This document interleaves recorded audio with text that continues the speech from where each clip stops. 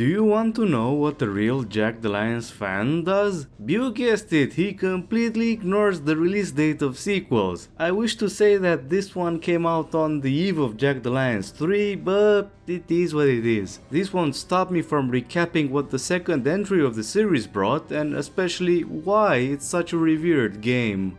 Released in 1999, Jagged Alliance 2 took the original's formula and expanded on it. Massively.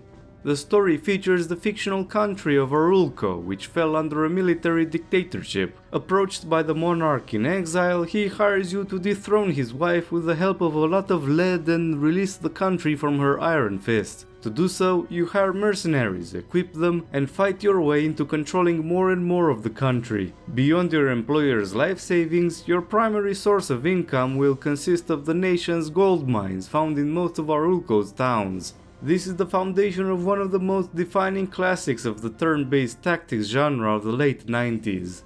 It's one of my favorite games of all time, yet I'll keep this general introduction short. In part because Jagged Alliance 2 has a ridiculous amount of content you can discover through exploration. To emphasize this, my first contact back in the day was with the demo mission. I played it repeatedly to the point where I can safely say I did everything possible within it. And it only had a small bar, a junkyard with friendly NPCs, alongside a yard, a small building and a small basement with bad guys. There's so much more in the full release of Jagged Alliance 2 that there's no way I can cover it adequately and do it justice. Hell, I didn't even discover everything the game has to offer by now, but the main reason for my approach is that Warlocracy's presentation goes into a lot of depth if you're interested in the what part of Jagged Alliance 2. The rest of this video will be focused on the how, and I will take an unorthodox approach. That's because what you see here isn't Jagged Alliance 2 in the way Surtech envisioned it and released 24 years ago. This is in fact the culmination of almost 2 decades of community work in the shape of the mod known otherwise as 1.13. You know how the common sense advice for any game is to first play the vanilla version and only afterwards dip your toes into the modding scene? Throw this out of the window because 1.13 expands and improves the gameplay to such lengths that it makes the original pale in comparison in ways that I can't say about mods from any other game. But before going any further, it's time to do it. Yes, it's finally happening. I have officially become a sellout and my Patreon is open for business. It only took me 40 videos to jump into the infinite donation money pool, and now it's finally time to become a millionaire. Start chipping in right now and I'll make sure to remember you when I buy my first yacht. The link is in the description, and now we will return to the rest of the video. So what is 1.13? I wish I could tell you. Thanks to everyone for watching For this statement to make sense, you must look through the magic lens of context. I'm talking about a mod that started its development on the Bear's Pit forum in the early 2000s. Without even looking at the detailed list of contributors, it's evident that people came and went in projects such as this. Consequently, the wiki dedicated to the mod states that its complete list of features is not even entirely known. It was last updated in 2014 and has a bunch of undefined links in its sidebar navigation tree. Yes, this was a thing for websites with a billion different pages as they used to make them. And God knows how many dead links exist across all of its pages. The installed version you find there is almost 9 years old, so it's obvious that we're actually looking at a piece of internet history instead of an up-to-date information over your favorite Jagged Alliance 2 mod. The forum has the latest version, but it's a massive pain in the ass to find the complete documentation of changes and new features. You might think a thread labeled Released Knows would be precisely what you're looking for, but its last update was in 2015. Apparently the most up-to-date changelog can be found in a Discord server, because God knows I can't wait to join another one of those.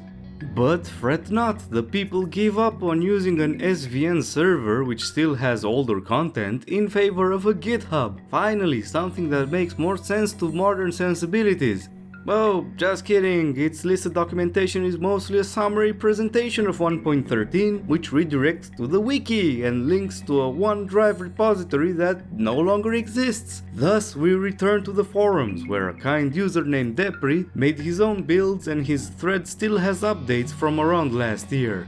What did we learn from this mess of a parenthesis? That I thank God for not deleting my 2017 build that works. I swear the installation process used to be much more straightforward and it's not just me growing old and losing touch. Oh look, I even have old saves on here, neat!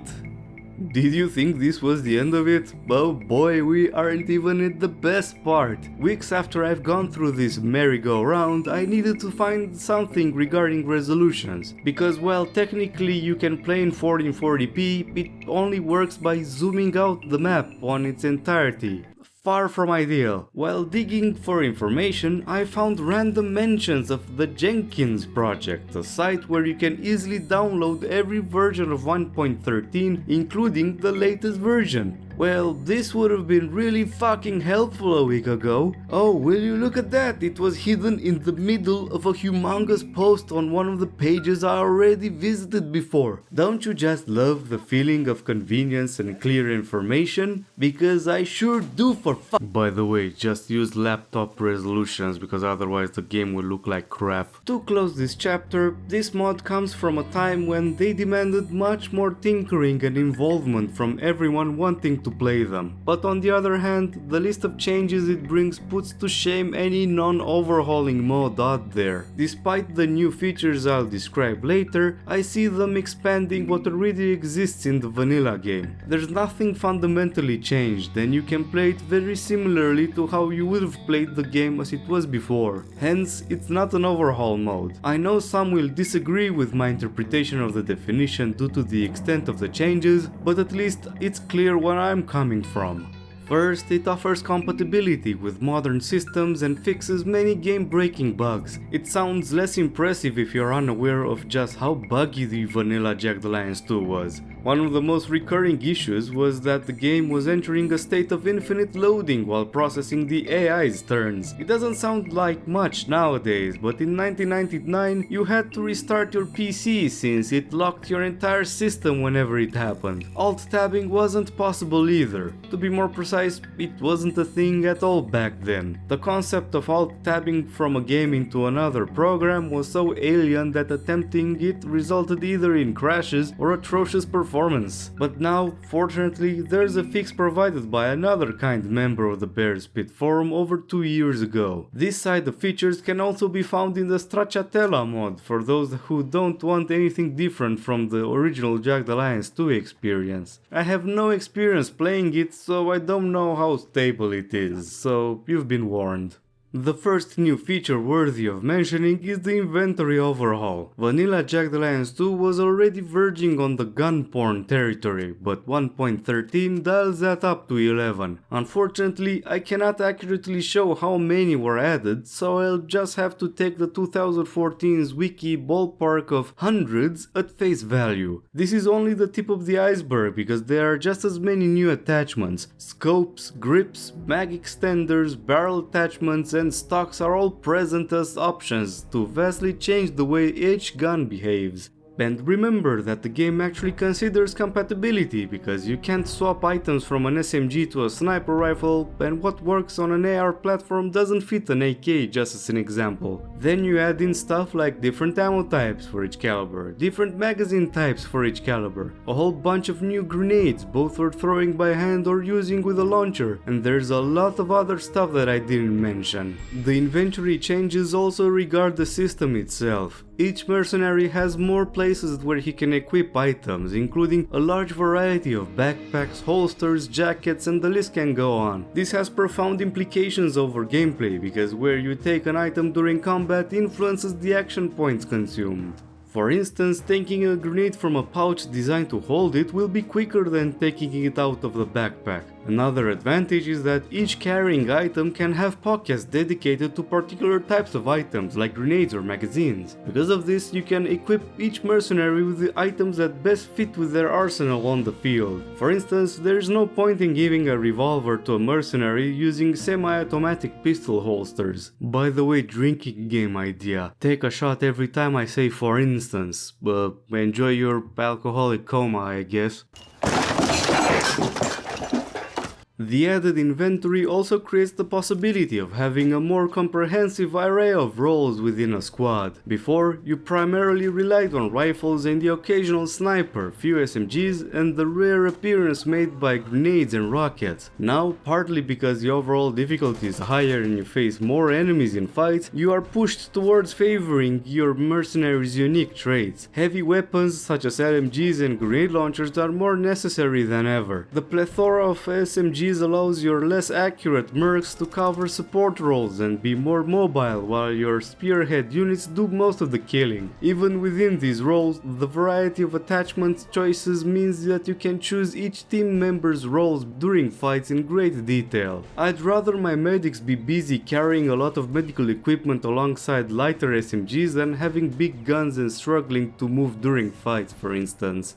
Because I scratched the surface regarding action points, it's as good as time as any to mention its change. In this case, it's mostly cosmetic at the first glance, with all APs being proportionally increased to 100 for all mercenaries. In reality, mercenaries can do just as many things as in vanilla game, but this numerical increase allowed for weapons and items to have a much more finely tuned AP usage alongside the penalties inflicted by low stamina or skills like dexterity. Now guns have a lot finer variations between them as a consequence. The same goes for balancing abilities like strength, dexterity and agility regarding their influence over AP cost of everything mercenaries can do.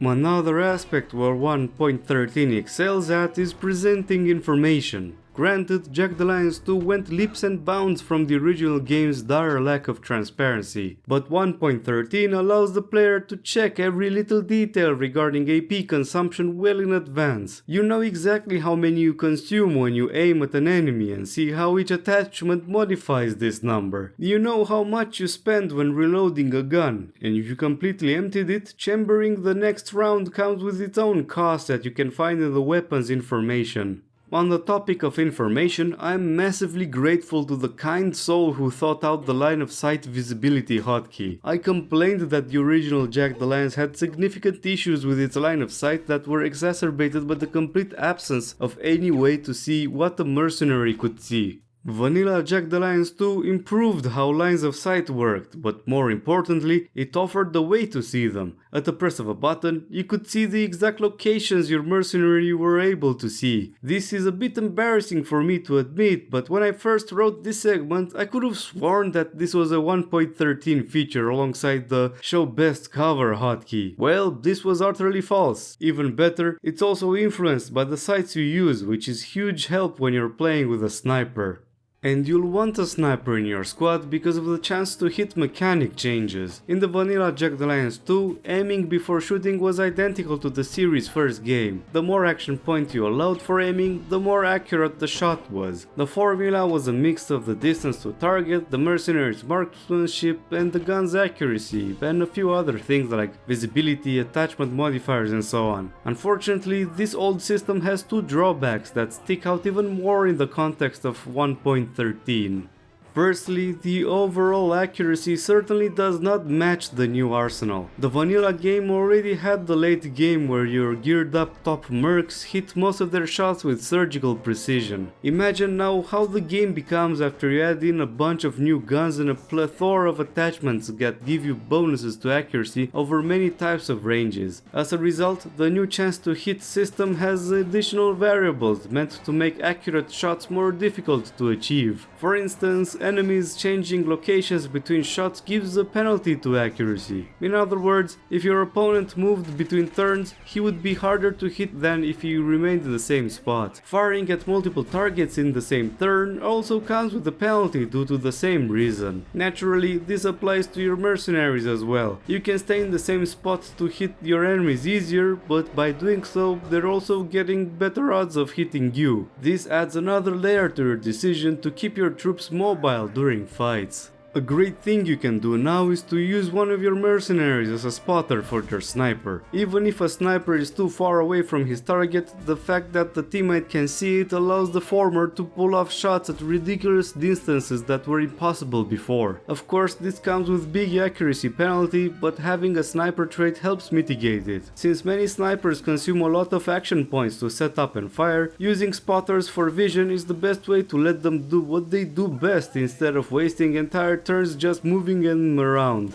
Also, aiming at a shorter distance than the scope is designed for comes with its share of penalties. If this isn't enough for you, you can also manually switch the sights used at the press of a button. Of course, this advantage of having scopes works best in more open maps, while thick forests are not ideal. The reverse is also true, with enemy snipers becoming a force to be reckoned with. Nothing is more frightening than being engaged in a big fight on an open battlefield and suddenly hearing a sniper rifle blast from very far away. When this happens, you're very much screwed unless you can kill all visible enemies to deny vision of their marksman. Secondly, the old chance to hit does not indicate how accurate the shot will be. Your mercenary will either hit the bullseye or send his bullet miles away, and there's no indication of how likely he is to succeed. This is an issue in a game where bullets behave like actual ballistic projectiles that don't vanish in thin air if they miss their intended target. You can hit people or objects around the line of fire, and it's not unusual to accidentally blow up a stray barrel stocked with explosives in the middle of a firefight, for instance. The new chance to hit comes with a modified cursor when preparing to shoot a gun.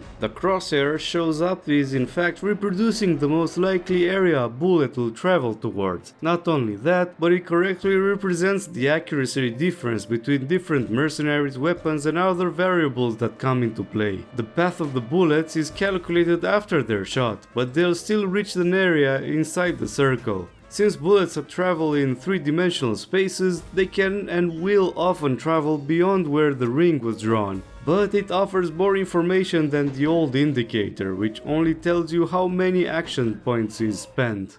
I greatly enjoyed the new chance to hit, and it succeeded in what it attempted to do as far as I'm concerned. But I'd not be honest if I didn't mention that opinions over it weren't split in the community. Quite a few people are choosing the old chance to hit system, in fact. One criticism I spotted in old forum threads revolved over the challenging difficulty of the early game and how unsatisfying it makes this section to play. This is because in the early stages you fight almost exclusively with low tier pistols. This forces you to fight from uncomfortably close range to compensate for the pistol's poor stats while facing a numerically superior force, as it's always the case during a campaign. I can see where the complaint comes from because it disproportionately affects the early game, but I can also see that the problem it solves are more pressing. The mid to late game consisted of few massacring waves of enemies due to how accurate each shot was, not to mention that the mod is highly adjustable, thus weapon progression can be changed on the fly on existing campaigns. Even the accuracy modifiers can be touched if you're so inclined. There's no point in going into detail too much, but rest assured that there are hundreds of things you can adjust across the multiple editable ini files 1.13 comes with. One particular variable is a must edit for beginners and those lacking masochism. It's called Trigger Massive Enemy Counterattack at Drasen, which leaves little to imagination. The 1.13 developers discovered it buried and disabled within Jagged Alliance 2 files. In case it's not clear why Surtech didn't include it in the released game, let me present you with the most likely scenario a player will approach the campaign. Alright, here's what's gonna happen. You land in Omerta and meet the last remaining members of the resistance. There, Miguel Cordona gives you a minor quest: find the priest in Drassen and ask him to send food and other provisions for his people. It's a very convenient destination since Drassen is the closest city with a mine that can be captured, offering players the chance to get good source of income rather quickly into the campaign. You get to see a short cinematic of the queen being very disappointed by losing Drassen and ordering a massive counterattack. In the vanilla game, nothing happens after this, but in 1.13, it means you're less than a week away from one of the game's most brutal fights. I'm talking about at least 40 enemies with a not insignificant number of elite soldiers, all charging at you. Experienced players will know to find other mines to control before they're ready for the Drassen counterattack, but beginners are dead in the water. Evil stuff. I understand the mindset where this came from. The customizability of 1.13 was an essential part of its design during development, so this was a way to encourage newcomers to dip their toes in the INI editors. And it's no surprise that a mod that is very explicit regarding its increased difficulty resorts to this kind of trick for those that don't pay attention. Nowadays, I'd find it harder to accept this sort of mentality, especially if said game has a more mainstream appeal. But here, we're dealing with a niche product from a genre without a significant mainstream appeal, so I can let it slide.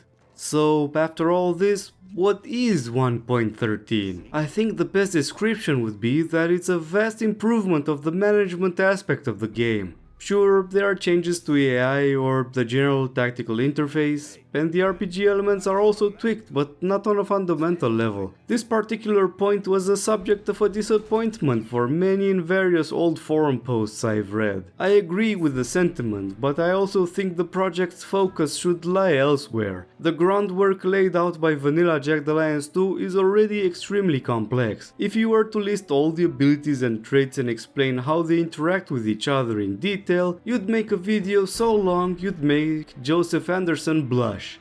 And possibly bore everyone to death because it's entirely math anyway. However, the vanilla Jagged Alliance 2 management aspect had much room for improvement. It was good of course, but there's no comparison to what was added in 1.13. Its effects on the tactical battles and strategic map are hard to cover in total length. As extensive the additions are, the core aspect of the gameplay remains the same.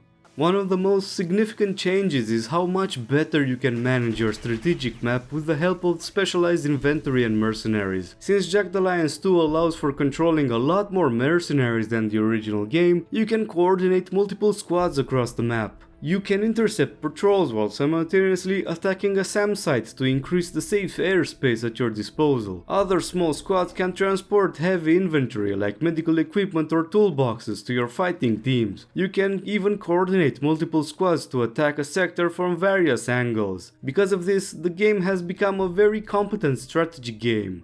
Which is ironic considering that besides some variables you can edit, like the spawn rates of enemy patrols, this layer had few direct changes in 1.13. Naturally, the additions made for a more profound experience when it comes to the tactical part. As mentioned before, while the guns are much more numerous, the specialized tools such as grenades and launchers are the leading game changers. One thing I enjoyed about Jagged Alliance 2 fights, vanilla or not, is just how raw combat is. Bullets fly everywhere, successful shots are meaty and devastating, and well-placed explosions can literally change the tide of a fight. Getting caught out of position is extremely dangerous, which you must have in your mind during every battle. Flanking is your best friend, therefore having your mercenaries on the move is the name of the game. At least that's the case for urban maps with lots of cover you can quickly get to, because in open field fights you're stuck to proning your soldiers and keeping them far apart so they can cover more angles. There's been a lot of discussion about the turn-based tactic genre's evolution over the years, in particular how Jagged Alliance and XCOM approached the core game mechanics in the 90s, followed by Jake Solomon's XCOM Enemy Unknown genre revival from 2012. There's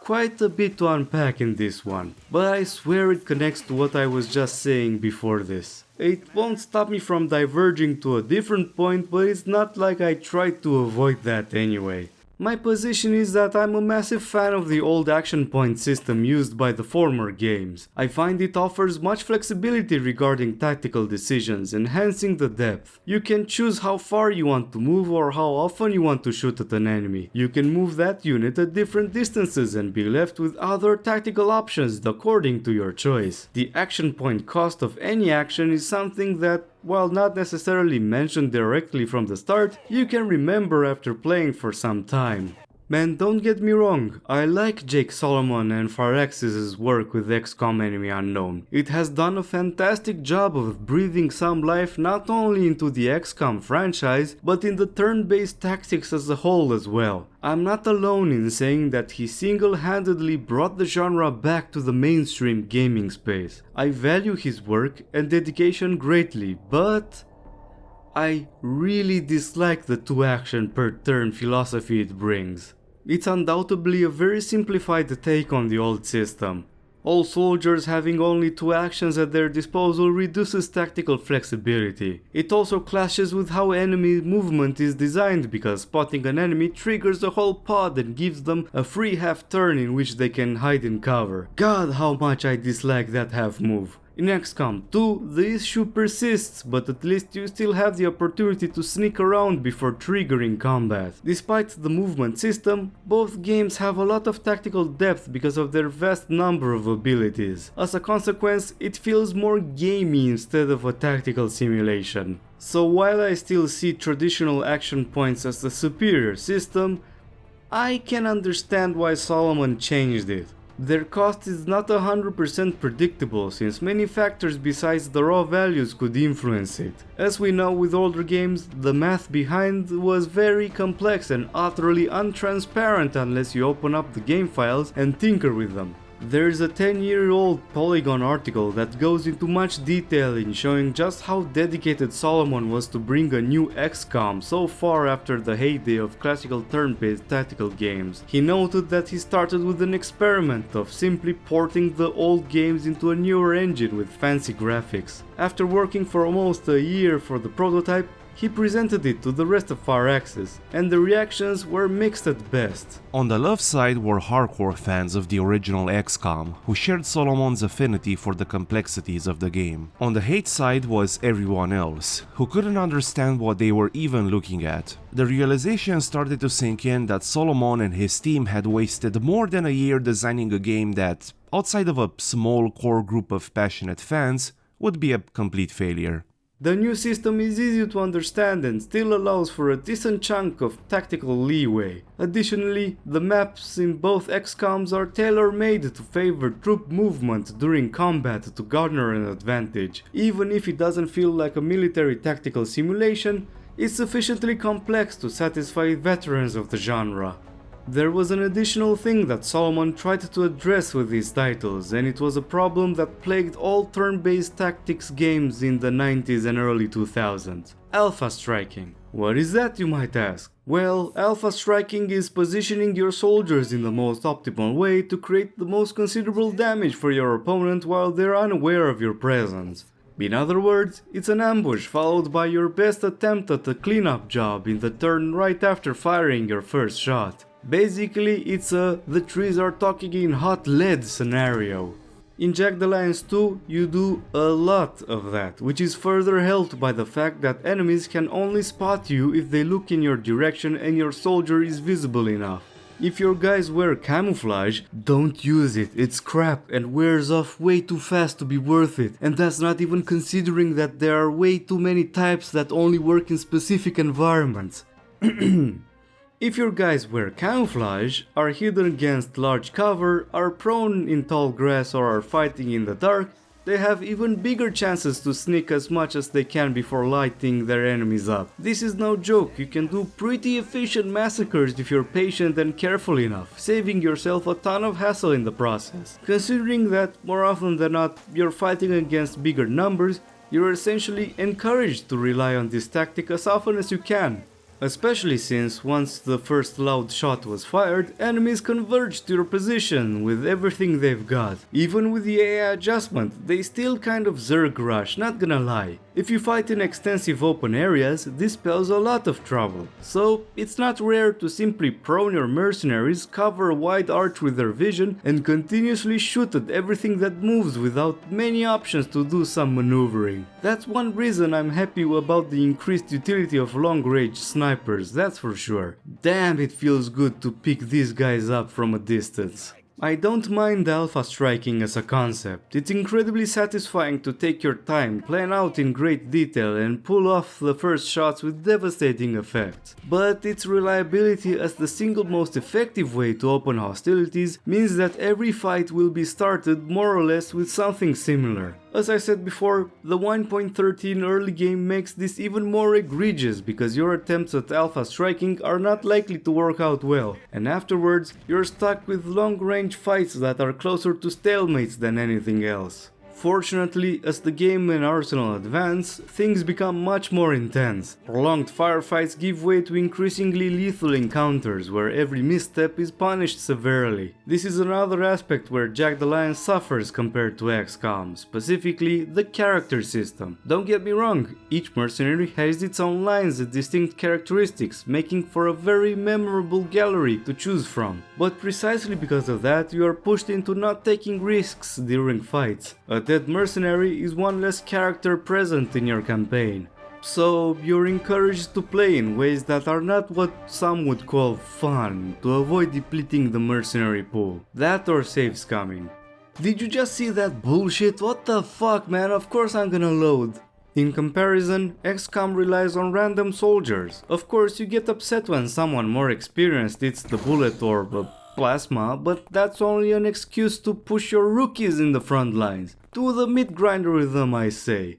What better way to land into a war zone than rushing in with your rookies so they eat away all the enemy's reaction shots while your experienced soldiers complete the mission? Here, a stray projectile that blows up half your squad is a good reason to shrug and carry on because you're just losing disposable soldiers. There's no reason to camp a spot for multiple turns in hopes that a stray enemy turns into a corner into the barrels of your rifles, because what's lost can be replaced without many issues. Granted, the way abilities work in the newer XCOMs makes this statement less valid, but I'd still rather lose a high-ranking XCOM soldier than Ivan, for instance. I'd need more than these problems to detract from how much I appreciate the Jagged Alliance 2 and 1.13. Few games have the courage and ability to tackle a tactical strategy game in such depth as Surtech's creation did. It's part of a bygone era when concepts such as streamlining and design for a large audience were not part of the vocabulary. While these concepts have value, they also mean that niche games with profound and complex mechanics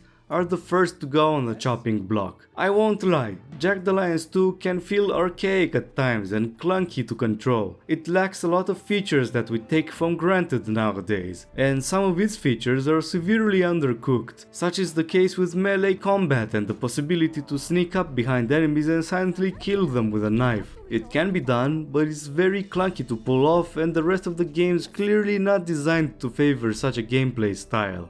Yet, I'm here talking about it as what it is. It's one of the best turn-based tactical strategy games that ever existed. One that set expectations for its audience so high that any attempted remakes and sequels went down in flames. The jury's still out on the recently released Jagged Alliance 3 since I haven't got my hands on it at the time of this video's release. Who knows, maybe it did manage to break the curse. With that being said, thanks to everyone for watching this video. It's been a long time coming, and it's one of the projects I was most scared of tackling for the better part of this channel's existence. The avatar is no coincidence after all. Someday I look back at it and cringe, just like every time you watch the exploits of your past self. But for now, here's the fruit of my labor, and satisfaction is my name upon completing this milestone. And until next time, cheers!